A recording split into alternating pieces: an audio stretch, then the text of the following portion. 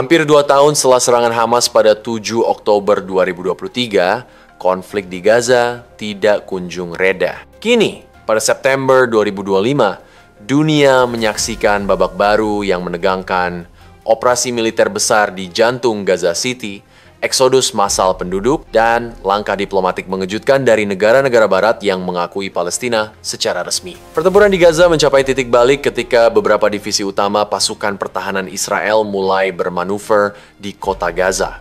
Divisi 36, divisi lapis baja terbesar IDF dengan daya tembak terberat, diterjunkan sebagai ujung tombak. Divisi 98 dan 162 memperluas operasi di Syehadwan, Jabalia, dan pinggiran kota. Tujuan utamanya adalah untuk menghancurkan infrastruktur pertahanan Hamas, menutup jaringan terowongan, serta melemahkan kemampuan tempur kelompok itu di kawasan perkotaan yang padat. Lebih dari 550.000 penduduk dilaporkan telah dievakuasi dari kota Gaza.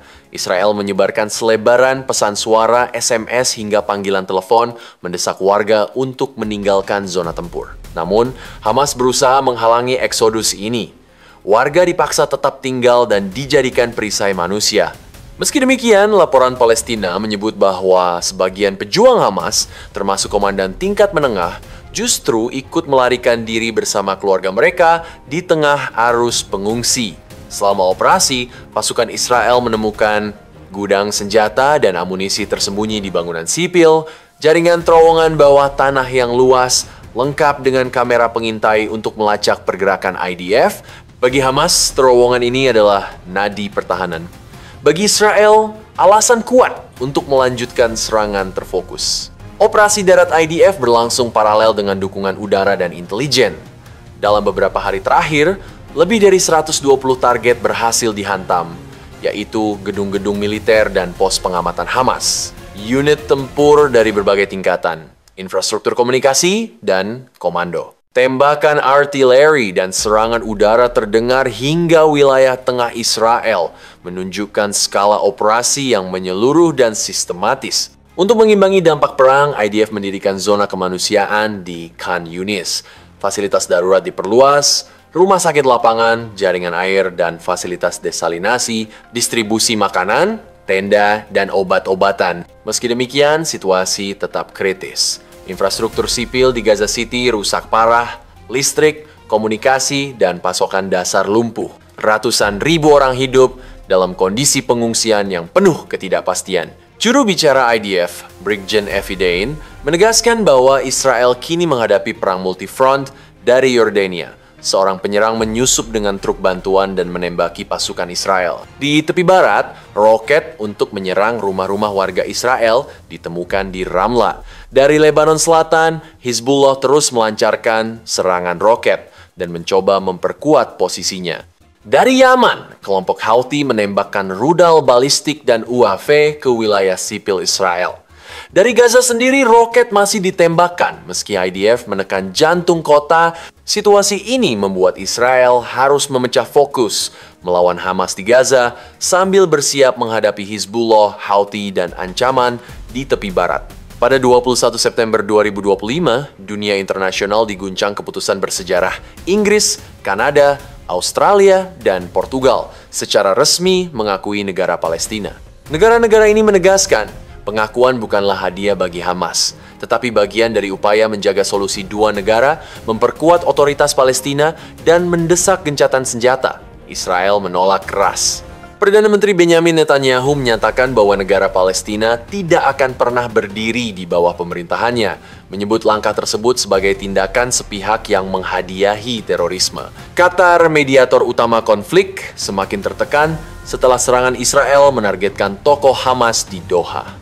Negara-negara Arab mengecam keras, menyebutnya pelanggaran kedaulatan. Negara-negara Arab dan Islam menyerukan solidaritas, menuntut tanggapan bersama, serta mempertimbangkan langkah diplomatik terhadap Israel. Israel di sisi lain meningkatkan kesiagaan keamanan di tepi barat. 3 batalion tambahan dikerahkan karena pengakuan Palestina diyakini dapat memicu peningkatan serangan.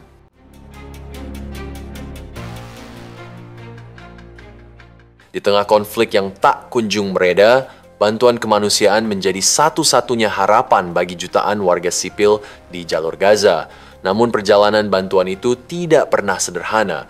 Setiap konvoi yang membawa makanan, obat-obatan, hingga susu bayi kerap menghadapi ancaman keamanan dan risiko pengalihan. Pada pertengahan September 2025, UNICEF melaporkan insiden serius di Gaza City. 4 truk yang membawa ready-to-use therapeutic food makanan terapi yang dirancang khusus untuk anak-anak dengan malnutrisi akut dihentikan dan dirampas oleh sekelompok orang bersenjata.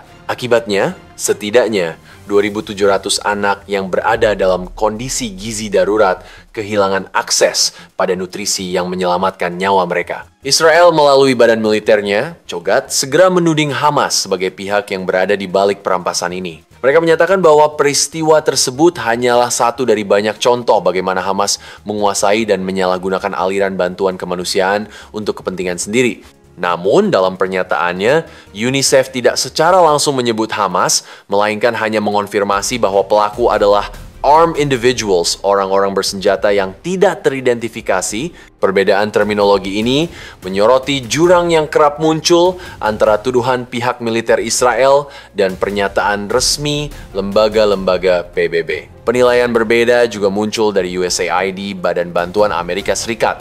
Dalam laporan terbaru, setelah meninjau lebih dari 150 insiden kehilangan dan pencurian bantuan sejak 2023, USAID menyimpulkan bahwa tidak ada bukti kuat Hamas secara sistematis menguasai pasokan bantuan yang dibiayai Amerika Serikat. Banyak insiden memang terjadi, tetapi tidak selalu bisa ditelusuri pelakunya secara jelas.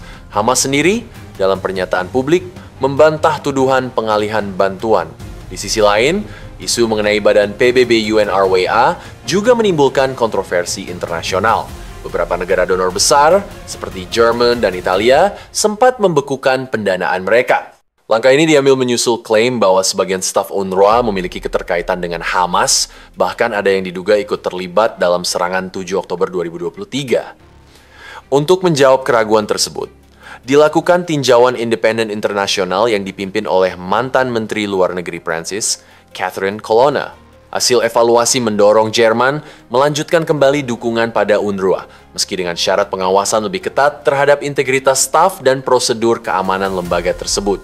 Sejumlah organisasi pengawas independen juga menyoroti potensi infiltrasi Hamas di sekolah-sekolah UNRWA dan risiko radikalisasi anak-anak. Namun, banyak klaim itu masih diperdebatkan dan membutuhkan verifikasi lebih lanjut. Di wilayah utara, IDF melaporkan penghancuran markas pasukan elit Radwan milik Hizbullah di Lebanon sebagai respons atas dugaan pelanggaran kesepakatan keamanan antara Israel dan Lebanon.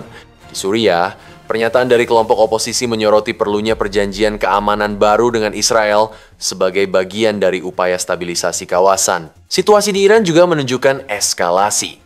Setelah Dewan Keamanan PBB membahas kemungkinan pengembalian sanksi terhadap Iran, Teheran menanggapi dengan mengumumkan keberhasilan uji coba rudal balistik antar benua dan menghentikan kerjasama dengan Badan Energi Atom Internasional (IAEA). Intelijen Israel memastikan bahwa persiapan untuk potensi konflik lanjutan dengan Iran telah ditingkatkan.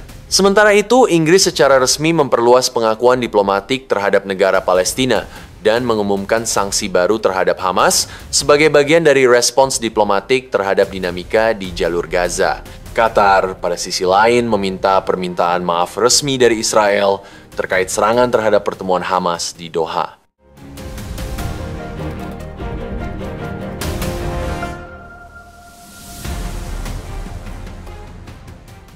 Konflik Gaza kini memasuki babak yang menentukan. IDF berhasil menekan jantung Gaza, namun pertempuran urban, jaringan terowongan, dan taktik Hamas masih menjadi tantangan besar. Ratusan ribu warga mengungsi, sementara fasilitas di selatan Gaza kewalahan menampung arus penduduk. Pengakuan Palestina oleh negara-negara Barat menambah tekanan global terhadap Israel, sekaligus memunculkan risiko eskalasi politik dan keamanan baru. Israel tidak lagi hanya berperang melawan Hamas, tetapi menghadapi ancaman simultan dari Hizbullah, Houthi, dan jaringan proksi Iran di Timur Tengah. Pertanyaannya kini adalah, apakah dunia benar-benar menginginkan perdamaian, ataukah semua pihak sekadar menunda perang berikutnya dengan nama diplomasi? Beritahu kami pendapat Anda di kolom komentar di bawah ini. Jangan lupa untuk like, subscribe, dan aktifkan notifikasi pada video ini agar tetap mendapatkan informasi tentang perkembangan terbaru dalam geopolitik dan perubahan tatanan dunia yang sedang berlangsung. Terima kasih telah menonton dan sampai jumpa di video berikutnya.